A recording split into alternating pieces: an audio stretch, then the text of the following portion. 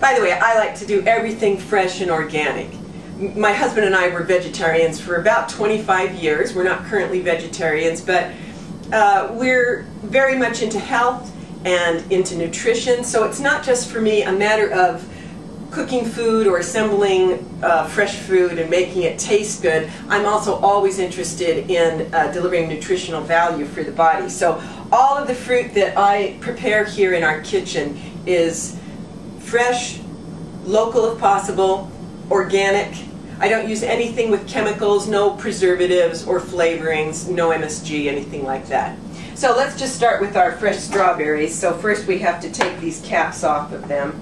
And then I generally just slice them down the middle, give them a couple of slices this way, and that's about the size I want for all of the fruit that's going to go in the fruit salad, because it makes it easy to pick it up on a spoon or fork. So I'm going to work on these strawberries for a while, and I'll check in with you after the strawberries are ready. The strawberries, so they're in here now. I'm going to go over and get a couple of little white bowls for setting portions aside. I want to have some strawberries to put on the very top as a pretty red topping. So I'm going to set these aside. And now we're going to work on our pineapple. So let me twist that top off. And I want to go back over to my knife rack here and use this serrated blade to clean the pineapple. Always starting with cutting off the top and the bottom heel. Oh, I love the smell of pineapple. My favorite food, one of my favorite foods when I was a small child, was fruit salad right out of the can. And this is a lot better than that, but it always reminds me of opening up a can of fruit salad with heavy syrup. So we'll come back in on this after I core it. Well, I've almost peeled it. Let's just go ahead and finish peeling it. And then we'll see how quickly we can get it cored. Alright. Clean up the sides because I don't want any of these little hard pieces in the salad. That would not be good. Hard pokey things on the tongue. Alright, that's a very clean pineapple. Very little waste. Now just go right down the middle to expose the core, and then I generally flip it over again, go down the middle again, and this is how I cut out the core. I just do it on the diagonal.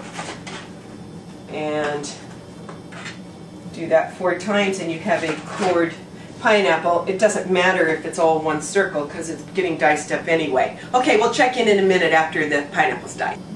Okay, I finished about half of this pineapple. I put the rest away for next time. And this is again about the same size dices as we used with the strawberry. So in they go. Now, let's look at some of these at this pear and see if it tastes good to use. I always like to check the fruit to make sure it's ripe. I would not want, this is kind of hard, this pear, it might not be sweet enough for today's salad. Let me see. Quality control, excuse me. Alright, that's fine.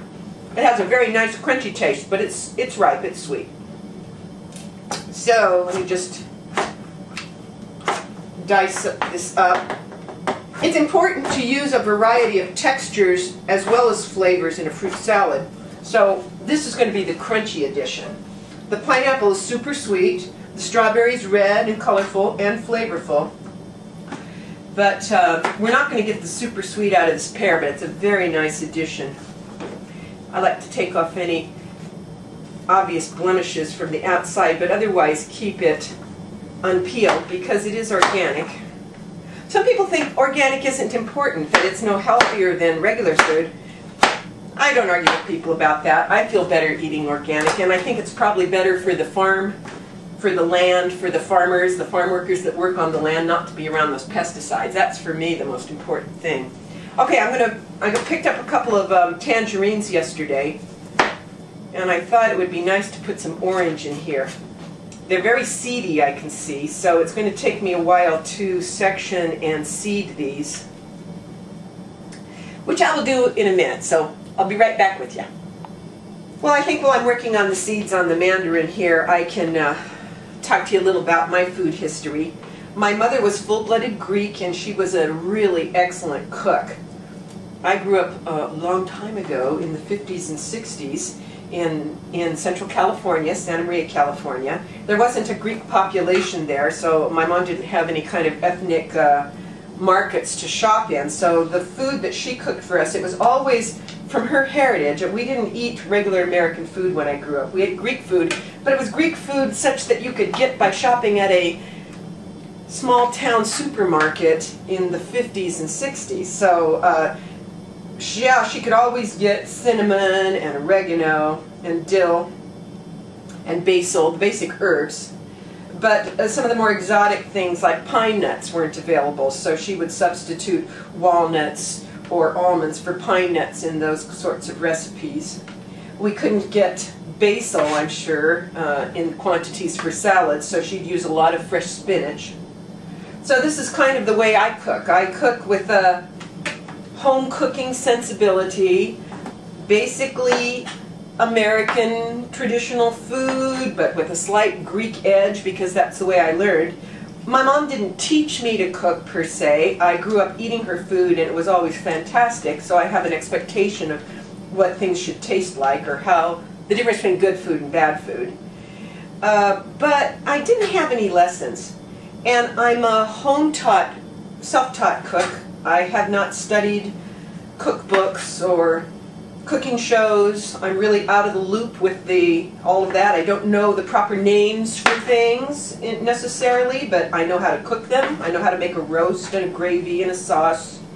I do a lot of salads, like I said already. But as for what these things are called, I'm not sure because I haven't studied it. But I think I could learn really, really quickly because I'm a pretty quick study on things. I definitely love food, and I love to eat, and my husband loves my cooking. So I think in that way, I'm a traditional chef. Excuse me, I need to taste this. Yep, that's fine. No little seeds. Oh, and it's very sour, of course, so not many in there.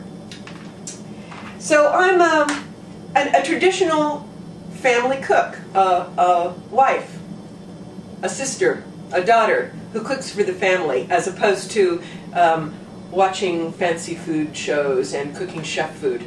But I'm a very good cook, and I think I could learn to do that.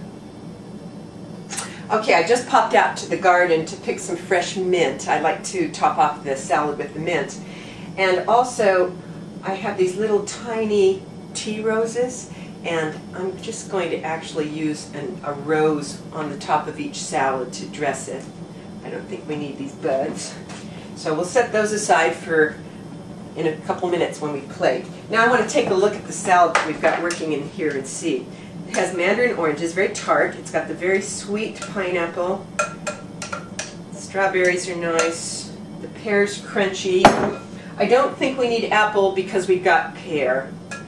I want to use a little banana because banana's always good in a fruit salad. It's comfortable, it's familiar, it's another flavor, it's soft, it's a textural change. By comfortable, I mean people like bananas. So let me just put a little bit of banana for another color and texture. Okay. And kiwi, I like to put a kiwi in every fruit salad. I love the intense green. So I'll just peel this kiwi.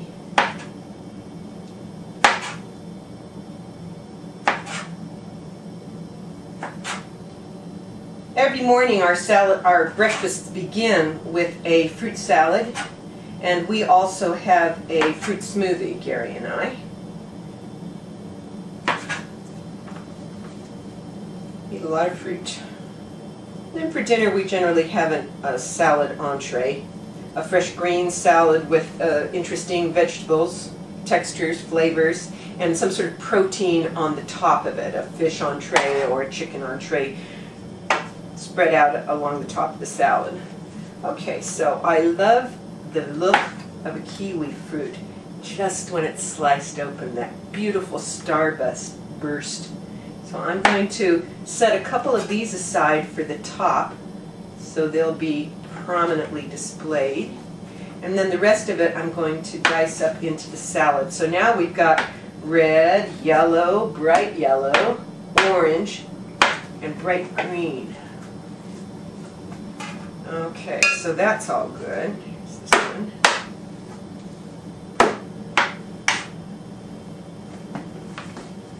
And then for this particular fruit salad, I think lastly we'll just cut a couple of pieces off of this star fruit for an interesting contrast with the kiwi on the very top. It's so cute. And I'm going to set the rest of it aside for a different day. Get these little seeds out. We don't want any seeds, nothing inedible in the fruit salad. Every bite should be easy to chew and swallow. Once you get down past the very top layer, I suppose. Okay, so we have that topping. Okay, so now I'm going to toss this and distribute it into the salad bowls. And the rest I'm going to put in one of these snap type containers in the freezer and use in our fruit smoothie tomorrow. Because frozen fruit makes good smoothies. Okay, so I have my fruit bowls out and I'm going to scoop in a good distribution of this fruit. Not all the way to the top because I want to leave room for the yogurt topping and the star fruit and kiwi dressing. So, alright. Now I need to stop and take some plain yogurt. I'm going to mix some dark cherry organic jam in it with a little bit of vanilla and some agave nectar. And that's going to be our topping. So I'll be right back with you. Very cherry and very pretty pink. So I'm putting this now on the flat portion of the salad, and then we're going to put the kiwi and other toppings over that, and it'll be pretty. So here comes the mint.